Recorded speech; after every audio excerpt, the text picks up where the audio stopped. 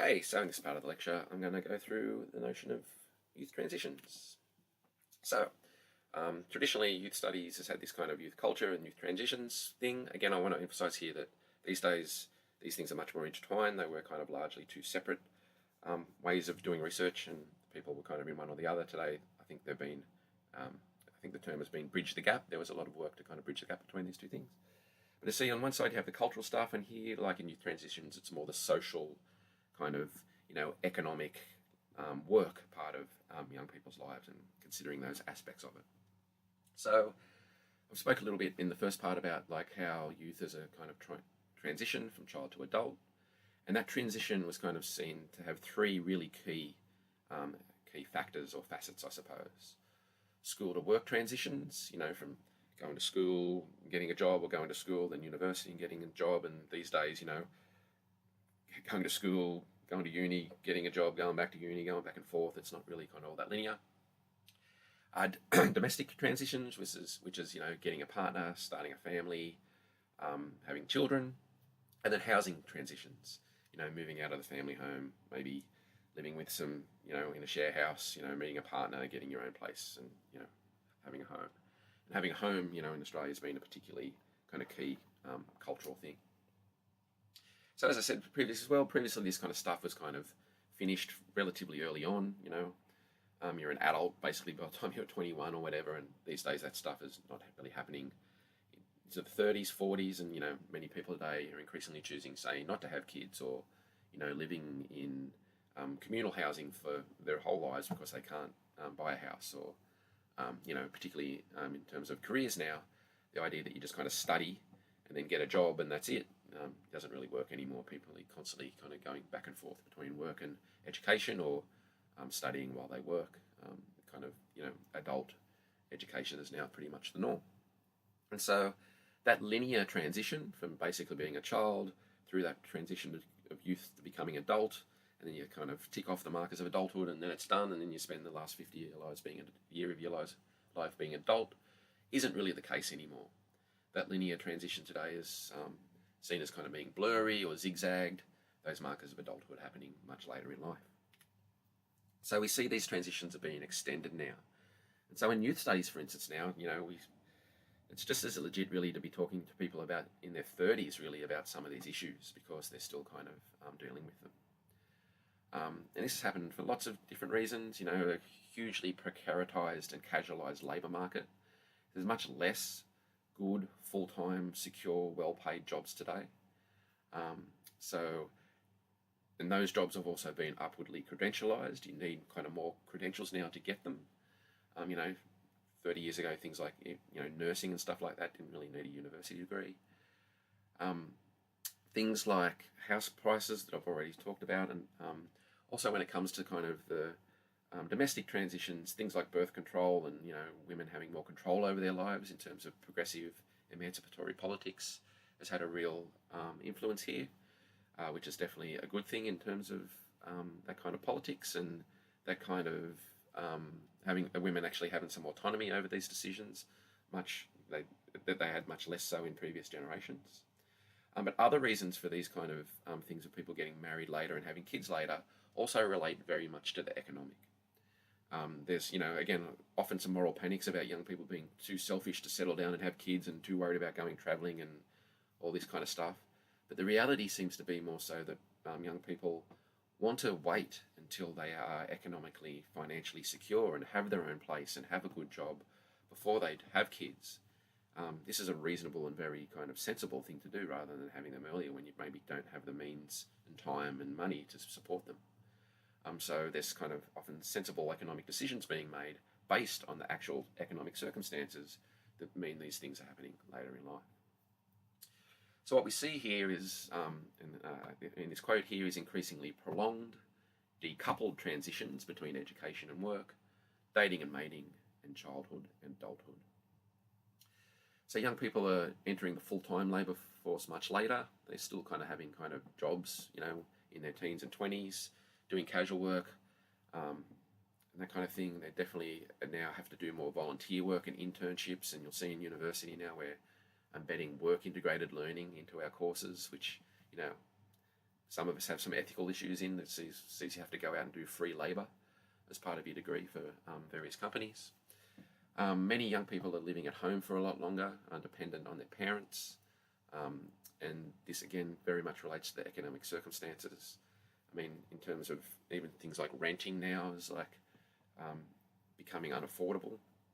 I think now you have to earn, I think, about $130,000 a year in Sydney to be able to kind of rent affordably. And what that means is to spend less than 30% of your after-tax income on rent. 130 grand, I think the average or wage now is about 70 or 90 or something. You know, you can see it's much higher than the average wage. So again, actually moving out becomes much more difficult. And people, as I just said, are marrying and having children a lot later, you know, related to these issues. So young people's youth, that transition period between being a child and adult is extending. And what this is also seen as, like, people start to think about what it means to be an adult. If many of the markers of adulthood are happening later in life, you know, if you're into your 40s and you don't own a house and you might have a full-time job but you don't have kids, are you an adult? Well, you probably are, but so maybe that means that the very notion of adulthood needs to be rethought and rewritten in these times. So, what are we seeing extended here? Marriage is happening later and childbearing is happening later. Leaving the home is happening later. But importantly, what's happening too is people aren't necessarily leaving the home for good.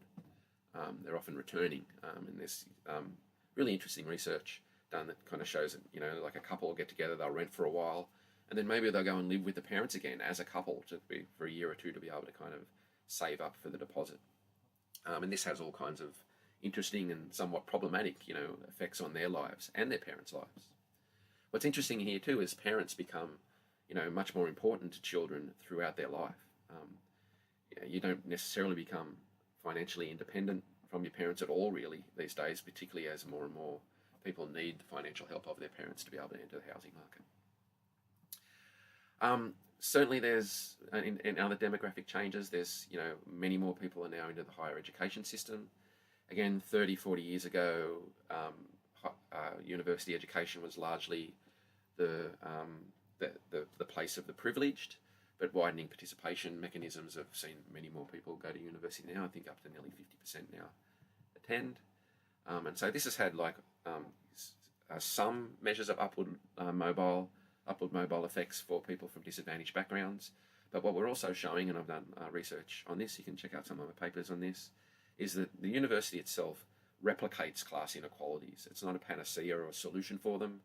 You know, people from disadvantaged backgrounds come in and do particular degrees, they have particular problems, they're much more likely to drop out or take a lot longer to do their degrees. So while in many ways higher education can develop upward mobile pathways for some people, what it often does too is like replicate class inequalities. In terms of the workforce, now, you know, again, since the 50s and 60s, there's been a huge upward entry of women into the workforce. The expectation for women to kind of stay at home and like look after the kids is, you know, not the norm anymore. Again, this is great in terms of the emancipatory feminist politics of that. But what we also see now in terms of a critical orientation towards this is that now women are essentially expected to do it all. They both have to, you know, do the bulk of the domestic work, look after the kids, and have the career and all that kind of stuff, you know, and look good doing it. So there's kind of a huge demands on women now in terms of what the norms are. In the labour market, the massive casualisation of the labour market has been a huge effect on all the things that I'm talking about here. It's much more difficult now to get high paid or even decent average paid full-time secure work. Many people now are working multiple jobs and with kind of uncertain hours, and this makes kind of having a kind of secure day-to-day life really difficult. Decreasing rates of full-time work, certainly decreasing identification with religion, are also key demographic changes over the past couple of decades. So why have these changes occurred? Well, full-time employment has definitely decreased since the post-World War II boom. There's many different reasons for this. Things like automation and technology are key. In Australia, like we have a very different labour market than we did from, say, the 90s, when much of the manufacturing and stuff like that that provided secure work from kind of for working class people has, moved off to the third world, so that people can play kind of, almost slave wage labour rates there and kind of make things more cheaply. This kind of sets up the consumer system where we have access to relatively cheaper goods, but at the same time, what that's done is kind of decimated and precaritized the labour market in many Western countries. So there's been a restructure of the economy, its labour markets since the late 80s, moved to what's often called a post-industrial society. There's been a bunch of recessions, certainly bust and booms are kind of the norm and seem to be getting closer. In 88, 2/3 of young people between 15 and 19 were in full-time work, and now it's like down to a third. So young people in that kind of 15 to 25 period now are much less likely to be in work, much less likely to be in full-time work, and much more likely to be encouraged to pursue secondary education. And what's interesting about this too in our research that we've been doing in the last few years is that, higher ed was seen definitely as a kind of risk worth taking, despite the kind of debt that you have to go into. It's seen as an investment in the future. And certainly now people that get degrees, over their career lifetime end up earning more money than those that don't. Although, again, I think those figures are kind of squashing a little bit.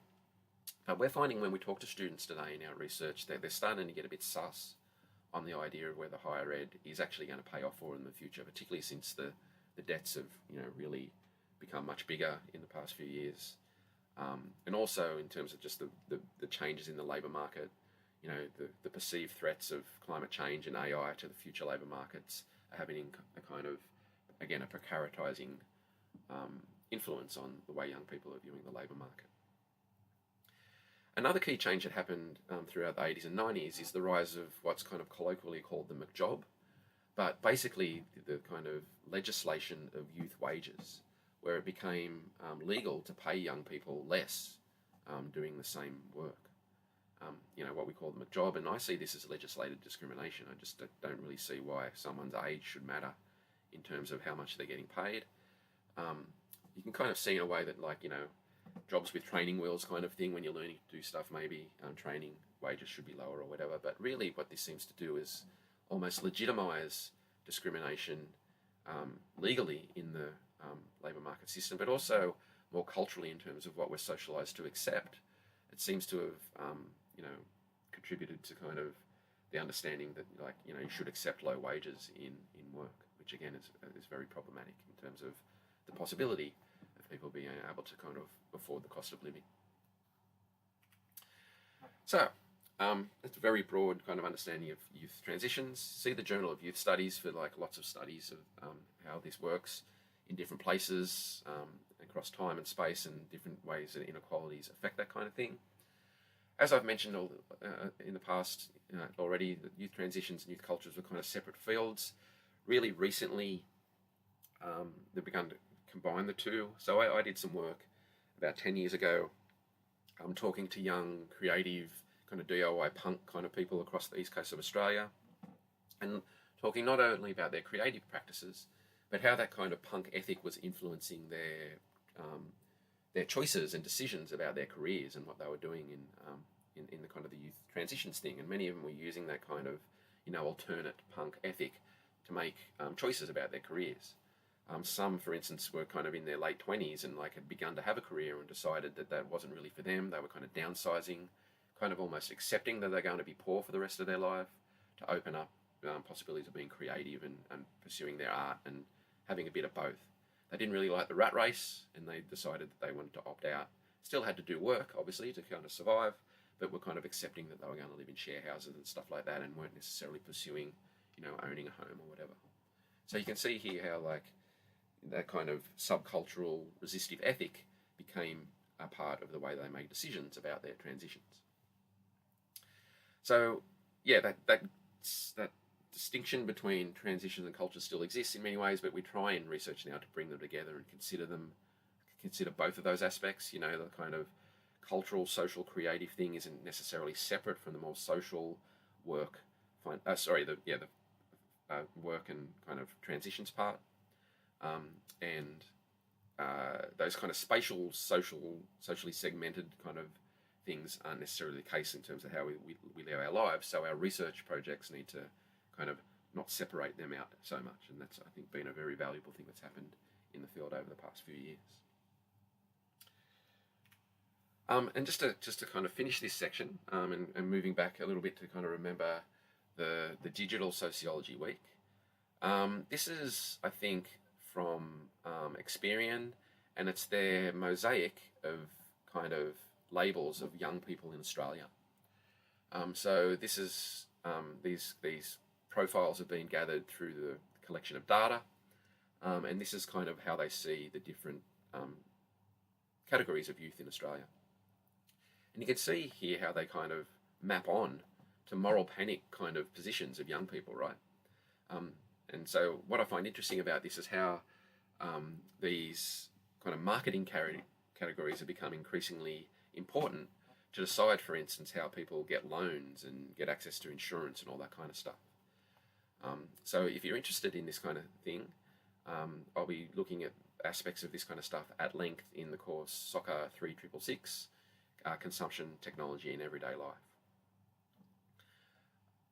Okay, I'll leave this section here and come back and conclude with thinking about youth through some of the course concepts.